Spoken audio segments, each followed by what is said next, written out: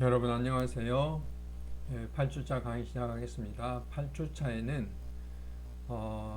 글쓰기에 대해서 1차 시하고 2차 시 때 강의를 하도록 하겠습니다. 음, 생태계와 환경 시간에 무슨 글쓰기냐라고 이야기를 하실 수도 있는데, 제가 강의 계획서에 이미 여러분들에게 안내해 드린 바와 같이 우리가 학교 생활뿐만 아니라 여러분들이 졸업하고 사회에 진출하면 정말 많은 곳에서 글을 써야 될 필요가 있습니다. 일상생활에서는 여러분들이 카카오톡으로 의사소통을 한다든지 문자를 보낸다든지 이럴 때도 우리가 글을 써야 되고요. 또 조금 더 이제 긴 문장은 제가 5월 말까지 제출을 하라고 한 리포트라든지, 그 다음에 여러분들이 이제 어디 직업을 갖게 되면 거기에 대한, 예를 들어서 뭐 공무원이 된다 그러면 정말 글을 많이 써야 됩니다. 글쓰기라는 게 단순히 뭐 편지 글이나 이런 것이 아니라 다양한 형식의 글쓰기가 있습니다. 이제 그런 것에 대한 것을 이야기하도록 하겠습니다. 심지어 여러분들이 어떤 자영업을 하게 되더라도 본인의 하고 있는 그 업종에 대한 어떤 안내라든지 광고라든지 이런 것을 할 때도 글쓰기는 반드시 필요할 수밖에 없습니다. 그런 것에 대한 일반적인 내용을 여러분들하고 함께 고민해보는 시간을 갖도록 하겠습니다. 그래서 나를 표현하는 글쓰기라는 이제 주제로 여러분하고 함께 고민을 하도록 하겠습니다. 그래서 레포트 쓰기, 우리가 신문에 기고문을 쓰는 것, 그 다음에 언론에 어떻게 보도자료를 내는지, 그 다음에 또 하나는 이제 보고서를 어떻게 작성하는지 이런 것에 대해서도 이야기를 하겠습니다. 정말 많은 것을 보고서를 쓰거든요. 심지어 여러분들이 어떤 모임을 운영한다든지 참여를 할 때도 그 모임에 대한 어떤 그 안내, 또 그 결과, 결산 이런 것 다 전부 다 글쓰기 아니겠습니까? 그런 글쓰기는 우리가 살아나가는데 정말 필요한 것이 아닌가 이렇게 생각합니다. 우선 당장 여러분들한테 필요한 게, 이제 저도 과제를 부여했기 때문에 마음을 움직이는 리포트 작성하기, 여기서 마음을 누구를 움직이냐 하는 것은 채점 대상자를 움직이도록 해야 되겠죠. 여러분들이 그 자소서라는, 소위 자기소개서라고 하는 이런 것도 마찬가지입니다. 얼마만큼 자기를 잘 드러내게 하느냐 이런 것들입니다. 이제 제가 여러 군데 면접관을 가보거든요. 공무원 채용할 때도 가보고, 또 어떤 기관의 정규직이나 또는 비정규직, 요즘은 기간제 근무라고 하죠. 이런 분들을 뽑을 때 제가 면접관을 가보면 그 느끼는 게 이제 여러 가지가 있습니다. 가장 중요한 것은, 제가 제일 안타까운 것은 그런 것인 것 같아요. 예를 들면 어떤 기관에서 그 채용 공고를 냈는데 면접 때 물어보면은 그걸 아예 모르는 사람이 있어요. 이 기관이 어떤 일을 하는 것인지를 찾아보지도 않고 면접을 보러 오는 사람이 있어요. 그럼 100% 떨어지죠. 그런 분들은. 되게 면접의 질문이 한 4가지 유형으로 나눠지거든요. 첫 번째는 예를 들어 공무원 같은 경우는 공직관에 대해서 물어봐요. 공무원으로서 가장 중요한 게 뭐냐 이렇게 물어봅니다. 그럼 뭐 청렴도 있을 것이고, 또 어떤 사람에게 시민들이나 국민한테 봉사하는 마음도 있을 것이고, 책임감도 있을 것이고, 이런 걸 물어보죠. 그럼 그런 걸 미리 좀 준비를 해갖고 가고, 글로 자기소개서에서도 그런 걸 써야 된다 이 말입니다. 두 번째는 그런 거 물어봐요. 전문성이라는 게 그 뽑고자 하는 예를 들면은 내가 항공 서비스다. 그러면 항공 서비스에 대한 전문적인 내용, 여러분 이런 것들을 이제 학과에서 주로 배우죠. 이제 그런 내용들을 주로 물어볼 것이고, 세 번째가 의사소통 같은 거 물어봐요. 여기는 이제 막 그런 질문들을 많이 해요. 그 회사 생활을 하다 또는 공무원 생활을 하다가 동료들 간에 갈등이 생긴다든지 또는 상사와 갈등이 생겼을 때 이런 것들을 어떻게 풀어나갈 것인지, 당신은 어떻게 대처할 것인지 이런 걸 물어본다 이 말입니다. 그러면 이것도 좀 정제돼서 대답을 해야 돼요. 자기 마음대로 대답했다면 100% 이거는 탈락이죠. 그래서 뭐 동료들 간에는 가능하면은 내 상황을 충분히 다 이해를 시키고 할 수 있는 노력을 하겠다라고 한다든지, 상사들하고는 일단은 제가 그 지시를 받았으면 다시 한번 생각을 해보고 또 거기에 대한 평소에 어떤 생각들을 다시 이제 정리를 한 다음에 말씀을 드린다, 뭐 이런 것들이 필요할 것 같고요. 마지막으로 이제 물어보게 되게 그 발전에 대한 것들을 물어보거든요. 그러니까 되게 창의성이나 어떤 발전 가능성, 그러니까 근무를 했을 때 이 친구가 얼마만큼 우리 회사에, 우리 조직에 도움이 될 것인가를 많이 물어봐요. 그랬을 때는 저는 이 기관이 이런 일을 하는 기관이기 때문에 제가 가지고 있는 평소의 생각대로 저는 이 회사에서 이런 일을 해보고 싶습니다. 또는 이런 일은 제가 절실히 필요한 일이기 때문에 해보겠습니다.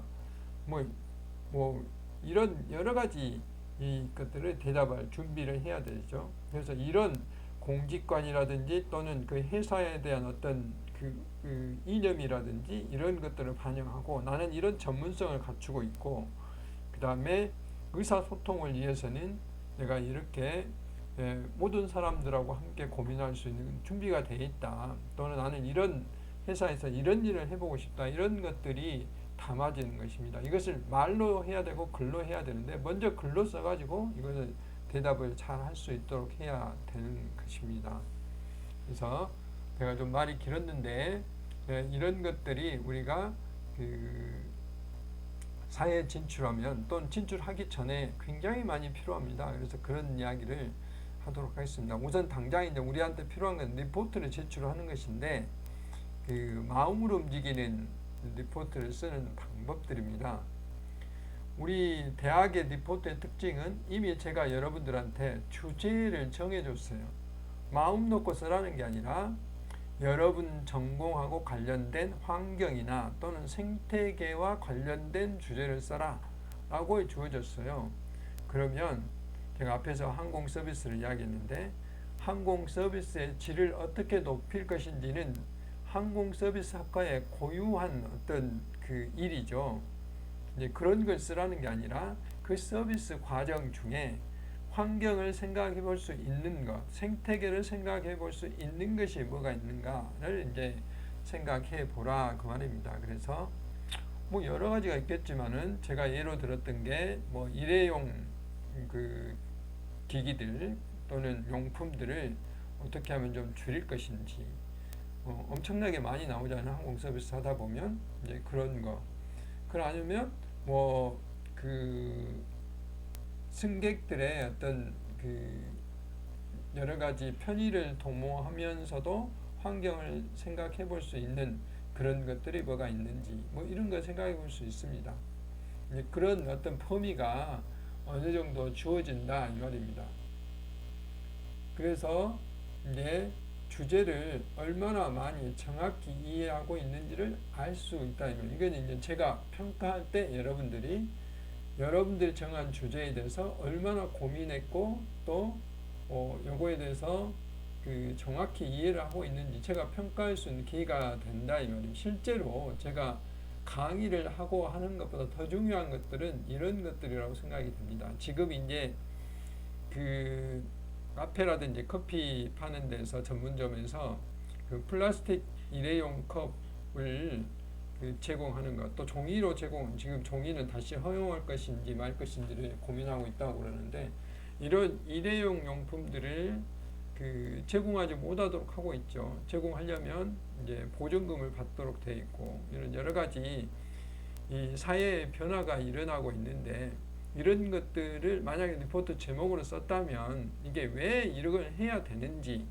이거 함으로써 시민들의 불편은 얼마나 많은지 불편에 대한 대가하고 지구를 죽이는 대가하고 어느 것이 앞선지 정책은 지구를 살리는데 우선을 줘야 된다 입니다. 그러면서도 시민들이 너무 불편하면 안 돼. 일상생활이 어려울 정도로 힘들면 안 되겠죠. 그렇지만은 일회용 용품 중에 이 정도는 일상생활에 불편을 끼치더라도 이해를 할 수 있는 것이다 라고 해서 이제 정책이 도입이 된 것이 아닙니까? 국회에서 그렇게 하도록 돼 있어서 근데 그런 것들에 대한 분석들도 여러분들이 해볼 필요가 있다 하는 것입니다.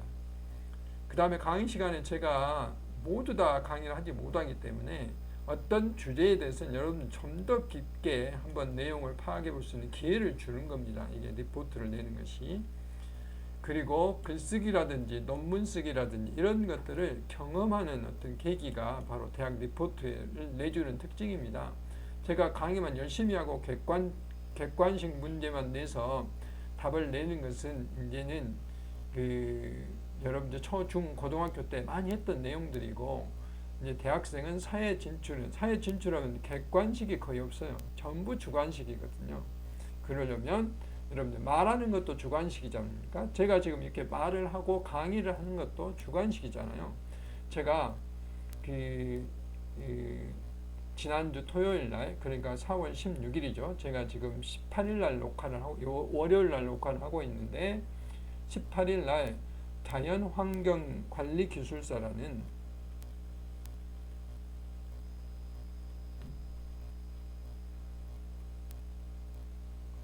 이 시험을 보고 왔어요. 이 기술사 시험을 보고 왔는데 기술사 시험은요 A4 용지 이 14페이지를 줘요. 그러니까 7장을 줍니다. 14페이지. 근데 줄만 쳐져 있고 완전히 빈 칸을 줘요. 그리고 문제가 한 교시당 4교시를 보는데 1교시당 100분이에요. 그러니까 1시간 반이죠. 100분을 주는데 1교시는 용어만 10문제를 써야 돼요. 그러니까 한 문제당 1.5페이지 정도를 써야 돼요. 그 다음에 2교시, 3교시, 4교시는 25점짜리입니다. 1교시는 10점짜리고 그러면 이것도 4문제를 쓰는 4문제가 100점이잖아요. 4문제를 쓰는데 그러면 얼마 결론이 나오죠? 2장 반 2.5페이지를 써야 된다 이 말이죠. 2.5페이지를 백지에다 이걸 써내려면 이런 논리들을 평소에 연습을 하지 않으면 쓸 수가 없습니다. 뭐를 서론을 쓸 건지 뭐를 본론을 쓸 것인지 본론의 소제목은 어떻게 할 것인지 이런 것들을 연습을 꾸준히 해야 아무리 전문 지식을 많이 갖고 있더라도 그것을 표현을 하지 못하면 글로 표현을 하지 못하면 말로 표현을 하지 않으면 아무 필요가 없잖아요. 그런 것들을 우리는 평소에 이런 리포트 제출을 통해서 연습을 해볼 필요가 있다 이 말입니다. 그러면 여러분들이 분명히 어떤 일을 하든 간에 어떤 직장을 취직을 하든 간에 어떤 자영업을 하든 간에 분명히 성공할 수 있는 어떤 기초가 되지 않을까 그렇게 생각합니다. 그래서 세상은 글과 말로 표현되기 때문에 이런 글과 말은 논리성이 있어야 돼요. 내가 여러분들한테 지금 강의를 하면서 이것은 대학의 리포트는 이런 것 때문에 필요하다라는 것을 논리성 있게 설득을 해야 되만이 이것이 여러분들이 받아들이는 것이지 제가 이거 그냥 중요해요 애우세요 이런 것은 안 되는 이야기지 않습니까?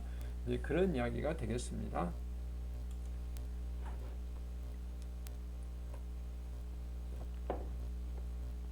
그러면 어떠면 A+를 만들 수 있는가?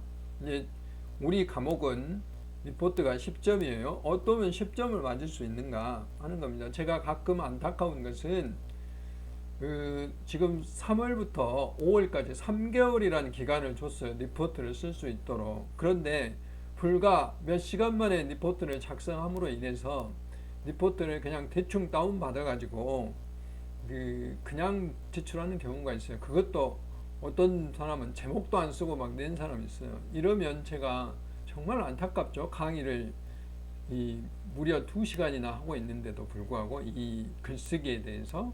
그런데 일단 제목부터 확 눈에 들어와야 돼요. 여러분들 신문 기사 보면 선정적으로 쓰잖아요. 뭐 대통령 당선인 뭐 어쩌고 저쩌고, 또 뭐 누구 뭐 어쩌고 저쩌고, 이렇게 굉장히 선정적으로 쓰잖아요. 손흥민 뭐 어떻게 골을 넣었다 하는 뭐 이런 식으로. 그게 이제 주제예요. 광고 카피도 마찬가지지 않습니까? 드라마 카피라든지 광고 카피라든지 이런 것들이 한눈에 쏙 들어와야 돼. 그래야 우리가 그 사게 되는 거잖아요. 외우게 되는 것이고. 그래서 제목을 잘 정해야 되고, 그 다음에 형식도 중요합니다. 형식도 감동의 하나이다. 우리가 왜 화장을 하고, 또 왜 옷을 입고, 왜 헤어를 우리가 다듬고 염색을 하고 이렇습니까? 나의 자긍심을 높이고 남들이 봤을 때 저 사람은 정말 멋지게 생겼다, 이걸 보여주기 위해서 그런 거 아니겠습니까? 글도 마찬가지입니다. 글을 나만 보려고 쓰는 거 아니잖아요. 남에게 평가받기 위해서 쓰는 것도 있고, 또 나의 의사를 전달하기 위해서 쓰는 것도 있기 때문에 바로 형식이 중요하다 이 말입니다. 이 세상은, 우리가 살아가는 사회는 모든 것이 형식으로 묶여 있어요. 조직도 그렇고, 심지어 뭐 어떤 곳에 가면은 뭐 다 이렇게 제도가 만들어져 있지 않습니까? 여러분들이 타고 다니는 대중교통도 다 어디에서 얼만큼 멈췄다가 어떻게 가나, 다 그런 것도 다 형식이지 않습니까? 그런 형식을 잘 만들려면 사진이나 그림, 표 이런 것들도 필요하다 이 말입니다. 그리고 문장을 간결하게 해야 돼요. 문장이 길면은 안 읽어봅니다. 여러분도 마찬가지잖아요. 여러분 특히 카톡 할 때 정말 단문을 많이 쓰잖아요. 여러분들은, 저같이 나이가 좀 든 사람들은 장문을 써서 안 읽어보잖아요. 그래서 간결한 문장, 하고 싶은 말을 그것도 나누어서 쓸 필요가 있습니다. 그런 것들을 우리는 개조식이라고 그랬습니다. 지금 제가 써놓은 이런 글들이 개조식의 방법이에요. PPT를 이렇게 쓰고 있는 방법들이. 그리고 물 흐르듯이 논리적으로 이어져요. 서론 따로, 본론 따로, 결론 따로 이러면 안 된다 이 말입니다. 이런 것이 필요하다. 결론에서는 나의 그 의견이 강하게 표현될 수 있도록 그렇게 해야 된다. 분량이 너무 길면 안 되고, 맞춤법이 틀리면 또 안 되겠죠. 그래서 맞춤법을 검사할 수 있는 그런 것도 좀 있어야 된다. 그런 툴들이 많이 있기 때문에 여러분들을 그런 것을 참고로 하시면 되겠습니다. 근데 이제 구체적으로 들어가서 서론은 어떻게 쓸 것인지, 주제 선정의 배경은 최근에 이슈가 되는, 대학생으로서 기본이 되는 어떤 기본 이론, 제가 이제 이미 강의 소위 시간에 설명을 했기 때문에 그걸 참고로 하시기 바랍니다. 그리고 현재 우리나라의 현실, 예를 들면 소방 방재학과 같은 경우에는 최근에 산불이 일어나서 경상북도 울진이나 강원도 같은 데 산불이 일어나면 굉장히 많은 그 산림을 태우잖아요. 그러면 이런 것들이 이슈가 될 수 있겠죠. 우리나라 현재 이슈기 때문에. 그러면 산불을 어떻게 방지할 것인지, 또 산불이 일어났을 때는 어떻게 끌 수 있는 체계가 마련될 것인지, 특히 이제 저하고 우리 과목하고 관계된 게 생태계이기 때문에, 산불이 일어나면 생태계에 이런 피해가 있는데, 생태학적으로 불이 나더라도, 산불이 나더라도 덜 타게 하는 방법들이 지금 과학적으로 많이 나오고 있죠. 그러니까 그 목재를 위한 단순림, 우리가 실제 조림이라고, 조림님 같은 경우는 이번에 굉장히 많이 타버렸잖아요. 넓은 면적이. 그런데 산불이 났더라도 자연적으로 그 방치라고 그러죠. 자연적으로 식물이 자라도록 한 곳은 불이 많이 나지 않았다. 그래서 자연 식생, 나무들이 이렇게 우거지 모양되는 식생이라고 하는데, 자연 식생을 유도하는 곳들은 불이 덜 났다. 왜 그런가? 거기는 층이, 예를 들어서 이런 풀도 있을 것이고, 그 다음 이런 작은 나무들을 우리는 관목이라고 하는데, 이런 작은 나무들, 그 다음 큰 나무들을 우리는 교목이라고 그래요. 이렇게 골고루 있으니까 이게 방어 작용을 해줘요. 그리고 바람을 좀 어느 정도 막아주거든요. 강풍을. 그런데 예를 들어서 우리가 인위적으로 심은 이 조림 이런 나무들은 숲들은 바람이 이렇게 잘 통할 수 있도록 해주고 또 그 수종 자체가 불에 약한 뭐 그런 것일 수도 있어요. 이런 것들을 고민해 보면 지금 우리나라 현실하고 맞는 주제일 것이다 라고 이야기를 해볼 수 있는 것입니다. 다른 과목도 학과도 마찬가지고요. 그래서 주제 선정을 왜 했는가? 지금 산불이 우리나라에서 이렇게 키워드로 중심에 떴기 때문에 나는 이런 주제를 선정했다라고 이야기해 볼 수 있는 거예요. 일회용 용품 지금 그 이슈잖아요. 이런 것이 있을 것이고 그래서 이제 과제의 본론에 담을 내용을 요약한 것이 주제예요. 주제. 이 그 제목이죠. 제목. 그렇게 하고 그다음 본론에 가면 이제 몇 가지 소제목을 달아야 돼요. 뭐 처음부터 예를 들어서 산불에 대해서 써나가면은 산불을 처음부터 왕창 쓸 수는 없잖아요. 뭐 그래서 뭐 1번 뭐 산불의 정의 이렇게 쓸 수도 있고 2번 산림의 가치 뭐 이런 것도 쓸 수도 있고 예를 든 거예요. 그 다음에 산불이 일어나면은 산불의 종류 아까 산불이라는 게 있는데 산불도 뭐 여러 가지 종류가 있더라고요. 뭐 바닥에서 일어나는 것을 그 지표 화재에서 지표화 그다음에 나무 줄기만 것을 뭐 수관화 뭐 이런 여러 가지가 있더라고요. 너무 전문적이니까 이 정도는 하고 그다음에 아까 제가 설명했던 산불이나 생태학적 어떤 그 나무 가꾸기 아니면 목재를 위한 생산성 나무 가꾸기 어떤 것이 그 산불에 유리한가 그랬을 때 나는 어떻게 했으면 좋겠는가 이런 것들이 이제 제목에 이렇게 나가 통계 자료라든지 그림이나 표 뭐 이런 것들을 쓰는 것이 이제 본론이다라고 이야기를 할 수가 있어요.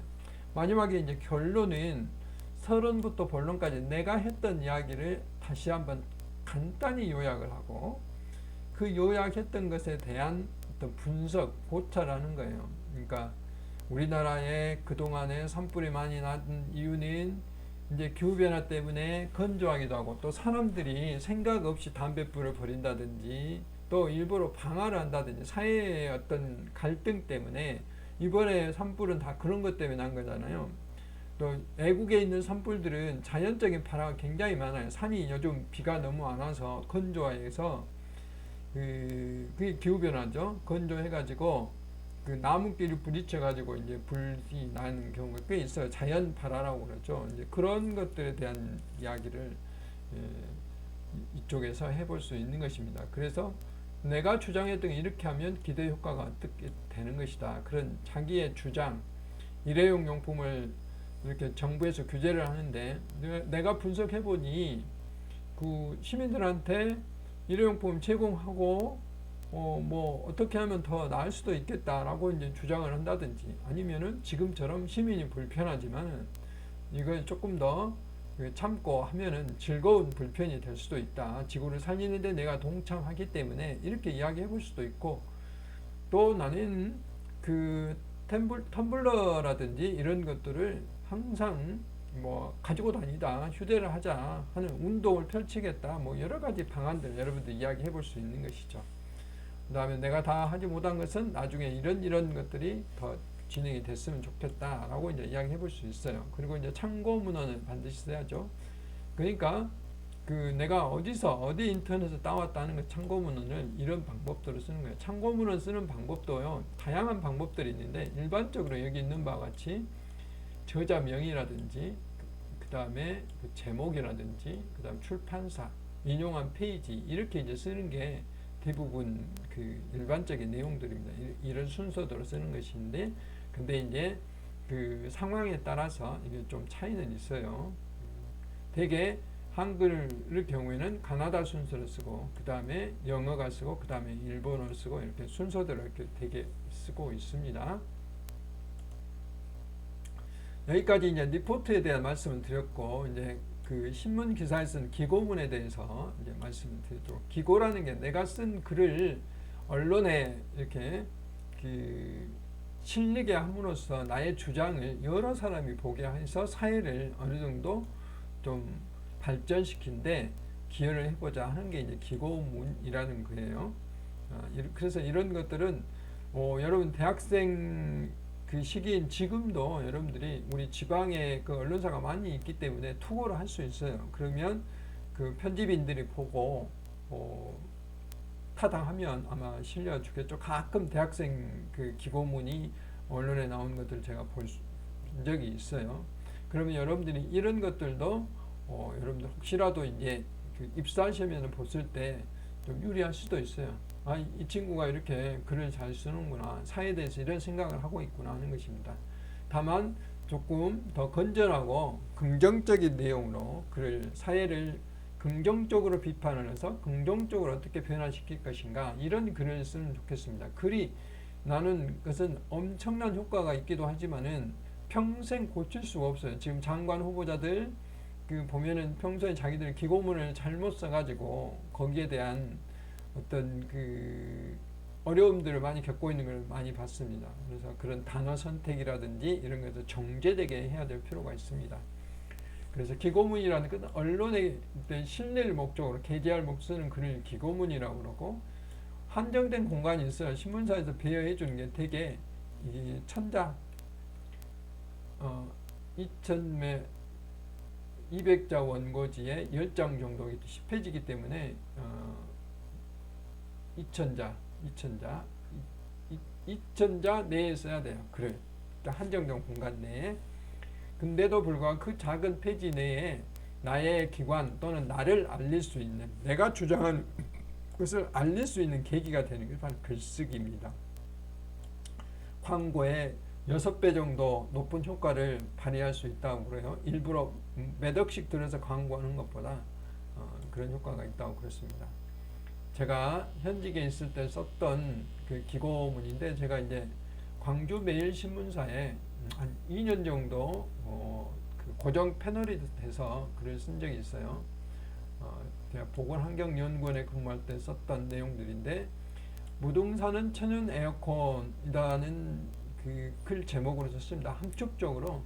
근데 이거 글을 쓴 이유는 여기에 이게 써졌어요. 이게 이 말한 일종의 서론이죠.